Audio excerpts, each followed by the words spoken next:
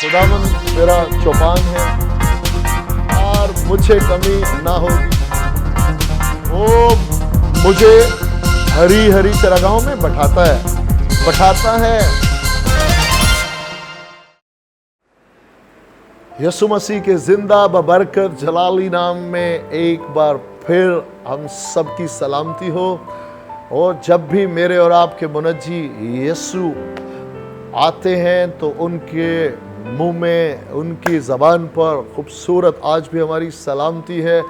शुक्रगुजारी करते हैं, वो सलामती के शहज़ादे हैं और आज भी हमारी सलामती चाहते हैं। हम शुक्रगुजारी करते हैं।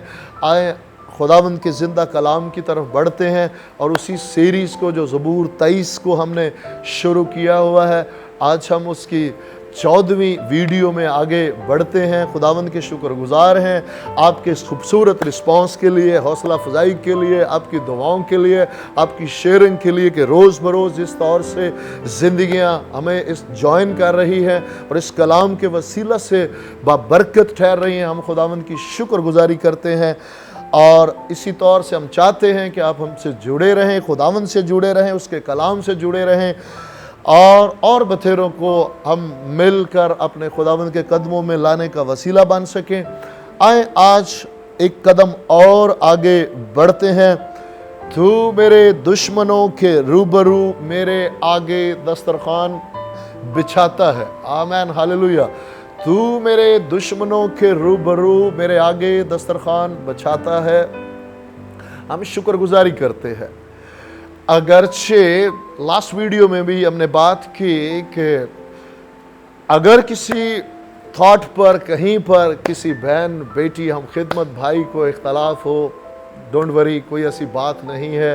इख्तलाफ राय होना ज़रूरी है और होता भी है, लेकिन मसीह यीशु के खून के वसीला से हम बहन भाई हैं। हम खुदावंद में आपसे प्यार करते हैं और हमेशा आपसे प्यार करते रहेंगे। आप अपनी राय ज़रूर हमसे शेयर कर सकते हैं। यहाँ पर हम इस बात को इस तौर से समझते हैं कि यहाँ पर रूह की तरफ बात होती है, क्योंकि दूसरी आयत में जब हम देखते हैं वो मुझे हरी हरी चरागाहों में बैठाता है, तो वहाँ पर हरी हरी चरागाहों में यीशु मसीह ने खुद 5 रोटी 2 मछली के उस मौजज़ा को जब हम देखते हैं तो वहाँ हरी हरी घास है, 50-50 की कतारों में बैठाया है और वो 5 रोटी 2 मछली लेकर सबको आसूदा किया। हम शुक्रगुजारी करते हैं। यहाँ पर दुश्मनों के रूबरू टेबल है और सबसे बड़ा दुश्मन याद रखिएगा, हमारा आज ईमानदारों का दुश्मन कौन है? वही जो शुरू दिन से खुदावंद का दुश्मन है, वही उसके लोगों का दुश्मन है और उसका नाम है इब्लीस। वो कभी भी नहीं चाहता, क्योंकि जब हम इस इमेजिनेशन में चलें और बागे अदन में जाकर आप देखेंगे और वहाँ पर क्या हुआ, क्योंकि वो चाहता था कि खुदावंद की जो सबसे खूबसूरत तख्लीक है वो इंसान है, क्योंकि बाकी तमाम चीज़ें जो है उसमें कहीं नहीं देखते कि लिखा हो कि खुदा ने अपनी शबीह पर अपनी मानद बनाया। फ़क्त इंसान है जिसके बारे में लिखा है कि खुदा ने अपनी शबीह, अपनी मानद बनाया। खुदा की खूबसूरत तख्लीक को वो बिगाड़ना चाहता है और हम देखते हैं कि वहाँ पर वो किसी हद तक इसमें कामयाब भी हुआ और उसने उसकी खूबसूरत तख्लीक को बिगाड़ा। और याद रखिएगा, फिर सवाल यहाँ पर ये पैदा होता है कि उसको बिगाड़ने से क्या हुआ। याद रखिएगा कि खुदावंद जो फरमा देते हैं अपने कलाम से कभी मुनहरफ नहीं होते। चूँकि खुदावंद ने जब इंसान को बनाया तो फरमा दिया कि जो कुछ मैंने बनाया है इस सब पर आदम इख्तियार रखे नहीं बल्कि रखें। यानी खुदावंद ने उसी घड़ी, उसी लम्हे फ़क्त आदम को नहीं बल्कि बनी आदम के लिए भी अनाउंस कर दिया कि जो कुछ मैंने बनाया है इस सब पर आदम इख्तियार रखें। उसकी नस्ल का भी वहाँ पे अनाउंस कर दिया। और फिर क्या हुआ, याद रखें कि जब जिसे खुदावंद ने इख्तियार बख्श दिया, जिसकी मिरास ठहरा दी, तमाम कायनात जो है वो आदम के नाम जो है मुंतकिल कर दी। और जब आदम ही अपना आप इब्लीस को दे बैठा तो क्या हुआ, याद रखिएगा कि जब एक दोस्त दूसरे दोस्त को छोड़कर उसके दुश्मन से जा दोस्ती करता है, तो फिर वो क्या होता है, वो उसका दोस्त ही नहीं बल्कि दुश्मन जा ठहरता है। इसी सबब से मेरे साथ रहिएगा, कोई भी बात खुदावंद के फजल से अपने पास से हम नहीं करेंगे, लेकिन उसकी वजाहत जरूर करेंगे। कलाम में लिखा है कि जब हम दुश्मन ही थे, एक आयत में लिखा है जब हम गुनाहगार ही थे, और दूसरी आयत में क्या लिखा है, जब हम दुश्मन ही थे तो उसने हमसे इतनी मोहब्बत की। तो आज जब हम उसके फरजांद ठहरे तो फिर क्यों कर वो हमसे मोहब्बत नहीं करेगा। सो उन अयाम में बागे अदन में क्या हुआ कि वो जो इब्लीस जो दुश्मन है, वो खुदावंद का भी और फिर उसके लोगों का भी, वो दुश्मनी तब से आज तक चली आ रही है, ख़त्म नहीं हुई। वो हमेशा खुदावंद के लोगों को दुख में, परेशानियों में मुब्तला करना चाहता है, लेकिन खुदावंद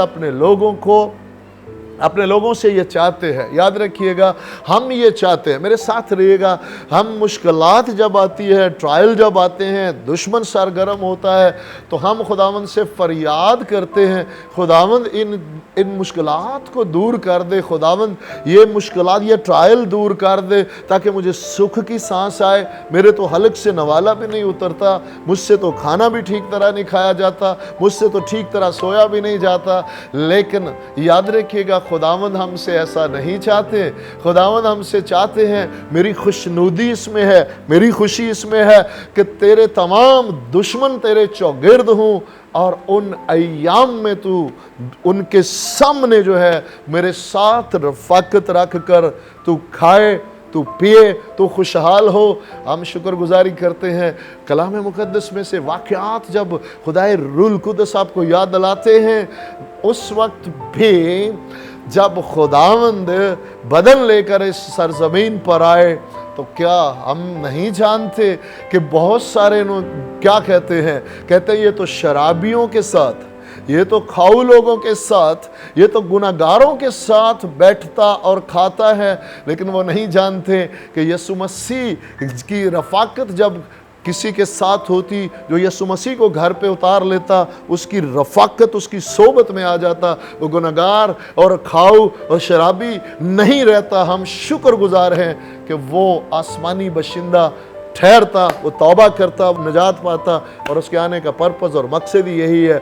सो मेरी बहन, मेरे भाई, यहाँ पर भी मैं आपको वाक़या याद दिलाना चाहूँगा, एक नहीं है। खुदा का बंदा दाऊद ने उन तमाम नशेबो फराज में दुश्मनों के रूबरू खुदावंद ने उसके आगे जो है वो टेबल सजाई, यहाँ तक कि याद रखें, जब उसका दुश्मन साउल बादशाह, उसका जानी दुश्मन उसका पीछा कर रहा है, तो खुदावंद ने यहाँ पर टेबल की बात करेंगे, हैकल के अंदर पाक तरीन मकाम से पहले जो है पाक मकाम पर क्या होता, टेबल होती, नज़र की रोटियां होती, और उस वक्त उसके इस दौर में, इस ट्रायल के अयाम में खुदावंद के कहन ने उसे नज़र की रोटियां उसे खिलाई, ताकि उसकी भूख जो उस वक्त बदन की ज़रूरत, जिस्मानी भूख है, उससे भी पूरा किया, रूहानी भी खुदावंद पूरा करते रहे। और मेरे दुश्मनों के रूबरू आप मेरे साथ रहिएगा, सिकलाज के वाक़या को पढ़े, वहाँ पर तमाम को,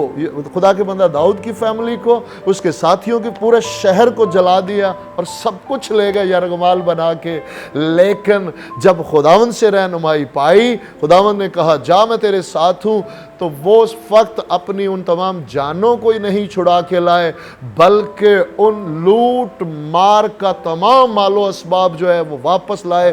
खुदावंद ने फतह से बढ़कर गलबा दिया और सारी ज़रूरतों को पूरा किया। अगरचे मैं यकीन रखता हूँ कि यहाँ पर ये जो आयत है वो मेरे दुश्मनों के रूबरू मेरे आगे दस्तरखान बचाता है।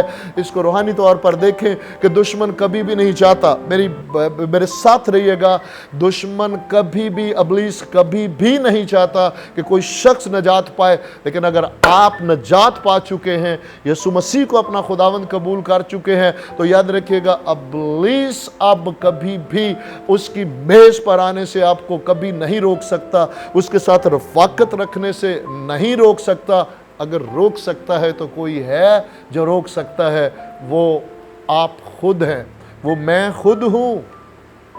हम जब दुनिया में गुम हो जाते हैं तो फिर ऐसे हालात में मुमकिन है कि हमारी खुद रफाकत जो है हम छोड़ जाएं तो छोड़ जाएं, खुदावंद कभी नहीं छोड़ते। लेकिन क्या ही खूबसूरत बात है कि हम कभी भी ना छोड़ें। मैं इसलिए रूहानी तौर पर यह बात कर रहा हूँ, यह नजात की तरफ इशारा है कि दुश्मन जो अबलीस है वो नहीं चाहता कि नजात पाएं, क्योंकि इसका अगला जो हिस्सा है, तूने मेरे सर पर तेल मला, अगली वीडियो में मुझसे बात करेंगे। मैं इसलिए कह रहा हूँ कि जहाँ तक बदनी खुराक की ज़रूरत है, वो दूसरी आयत में वो मुझे हरी हरी चरागाहों में बैठाता है, लेकिन यहाँ पर रूह की बात है। हम शुक्रगुजार हैं कि नजात का जब तजर्बा पाते हैं तो हमारे सर पर तेल डालता और प्याला लबरेज करता है। खुदावंद आज के इस कलाम के वसीला से हमारी रूह बदन जान को और ज़्यादा शाद करे, शिफा बख्शे, ताकि हमारा बदन जो उसके रूल कुदस का मकदस है उसके जलाल के लिए इस्तेमाल हो सके।